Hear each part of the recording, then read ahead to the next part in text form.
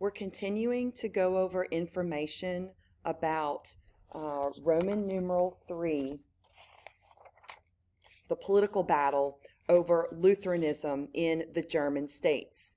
We've already covered parts A, B, and C, and now we are on this typed outline that will cover letters D and E of Roman numeral 3. So again, make sure you are using this skeletal outline as a guide when you are taking notes. By 1531, there's a lot of fighting going on with the Holy Roman Empire as well as France.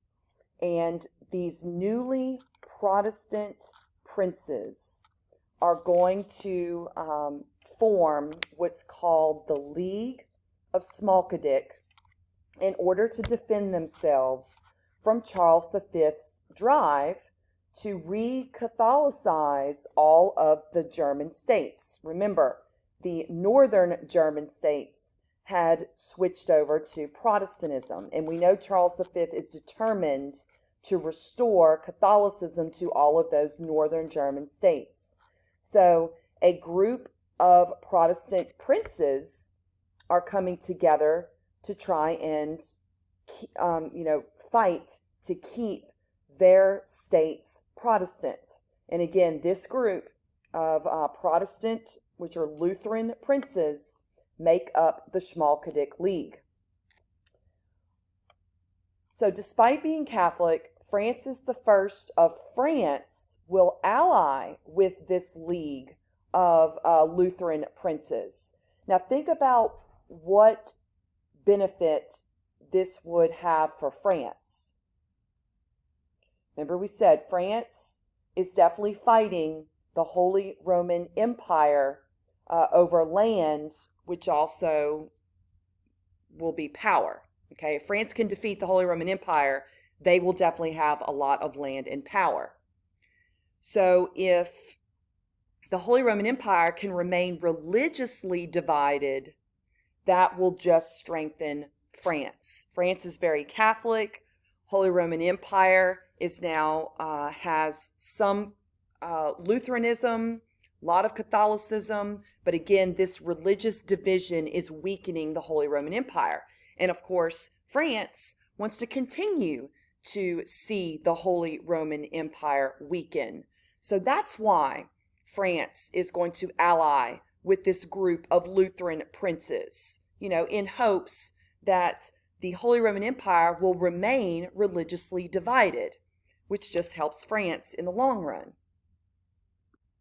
So the wars that are going on during the time that this league forms are known in history as the Habsburg-Valois Wars. So there are 5 wars between the years 1521 and 1555 that are going on between France and the Holy Roman Empire. The location of this fighting is in the Italian states. Again, that is what France and the Holy Roman Empire are fighting for. Land in the Italian states, which also means more power for one of these countries, because land equals power.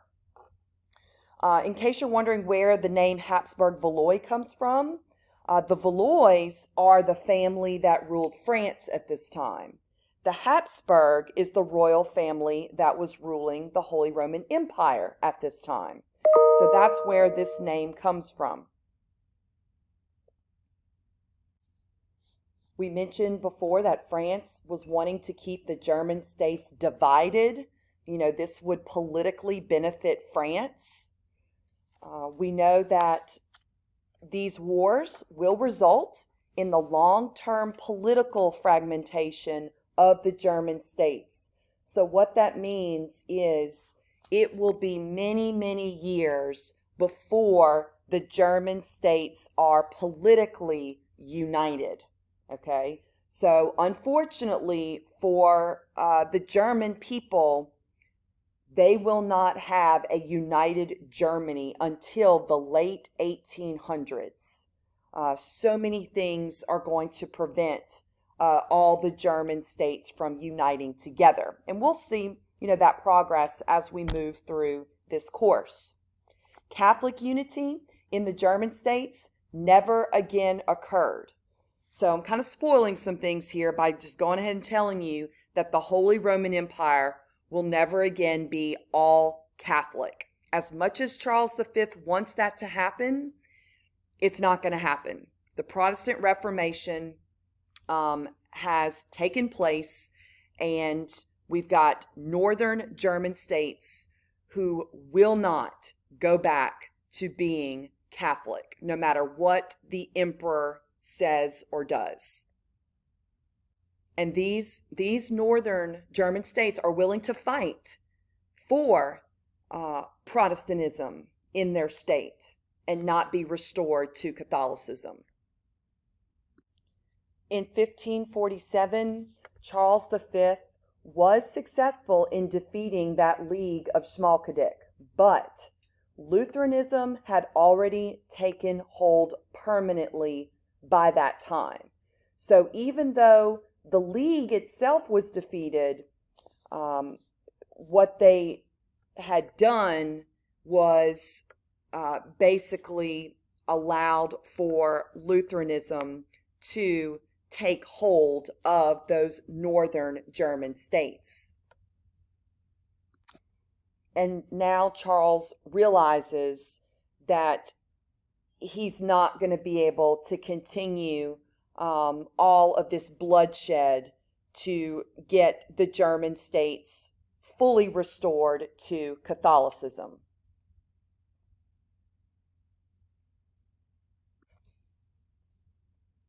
So to end the religious fighting between Charles V and the Schmalkaldic League, this peace treaty will be signed in 1555. It's called the Peace of Augsburg or the Treaty of Augsburg, so you might want to make a note of that. And please go ahead and make a note that this was between Charles V and the Schmalkaldic League to end the religious fighting. This is not, and I repeat, this is not a treaty to end the Habsburg-Valois Wars. Those wars are political between the Holy Roman Empire and France, and that will obviously come to an end at another time, and we'll talk about that later. But to end the religious fighting between those German princes and Charles V, who's trying to make them all Catholic, he realizes that this is pointless, and he doesn't want to continue all the bloodshed. They will all agree to a peace treaty called the Peace of Augsburg. I cannot tell you how important this treaty is in European history. If you look at the provisions on your number 2, what it said was princes in the German states could choose either Lutheranism or Catholicism. It's the famous statement called his region, his religion. So what Charles V is allowing for German princes to do is choose whether they want their state to be to follow Luther's teachings or the Catholic Church. Again, his region, his religion. Okay, so it's up to those German princes. Well, the Protestants who are living in Catholic states, they're not going to be forced to stay in a Catholic state. Like if the prince chooses Catholicism and you're Protestant, you're allowed to move to a Protestant state. And the same is true of Catholics in Protestant states. Okay, so this is being very lenient as far as, where you can go to practice your faith. The result, permanent religious division of the German states. Again, I alluded to this earlier. You will not see the Holy Roman Empire united under one religion. It's not going to happen. Many of the German princes, they choose Lutheranism, and then others choose Catholicism. So you're going to have a divided Holy Roman Empire religiously from this point forward. And don't forget, because of that religious division, it slows down the unification of the German states politically. Okay, so we're not going to have an actual country of Germany until the late 1800s. So yes, something that took place back in the 1500s have long-term effects. Okay, this is a great example of something like that happening. All right, so again, cannot emphasize to you enough how important the Peace of Augsburg is, ending the religious fighting between Charles V and the Schmalkaldic League, which was made up of many of those German princes who want their state to be Lutheran. And in a sense, they got their way. Because like I said, Charles V, he does not want to see any more bloodshed. And so he basically agrees to this treaty with the specific provision of his region, his religion. Whatever the German prince decides religious-wise, that's what the state will be. But if you don't like it, you can leave. You are not forced to stay there and practice the faith of that German prince. So this finishes up our information on Roman numeral 3, and we are ready to move to a different typed outline with the beginning of Roman numeral 4. So let me show you what outline we're going to begin using for that section. So here it is. So make sure again that you use this as a guide for taking notes to start Roman numeral 4. In section 4, we're going to take a look at the spread of Protestantism, specifically how Protestantism will branch out to include different branches of this new religion that is being formed. The first branch of Protestantism that we're going to look at in this section are the Anabaptists. So remember, when we look at Protestantism as a whole, there will be people who call themselves Protestant, but they have maybe a little bit of differences in beliefs than, let's say, Martin Luther, who started this whole process. So those who don't completely agree with Luther's teachings might break away and form their own group. And this is one of them, the Anabaptists. They were formed in Zurich, Switzerland. If you want to take a look at your outline, I've typed that on there for y'all, that Zurich is in Switzerland. And let's look at the characteristics of Anabaptists. They are a voluntary association of believers with no connection or allegiance to any state. So that basically tells us right there that they refuse to take civil oaths, they refuse to pay taxes, hold public office, or even serve in the military. Okay? So they absolutely reject any kind of secular agreements. No connections, no allegiance to any state. They do not believe in childhood baptism because they believe only adults can make the decision to commit to Christ. So children, according to the Anabaptists, are too young to make that decision. So therefore, they reject childhood baptism.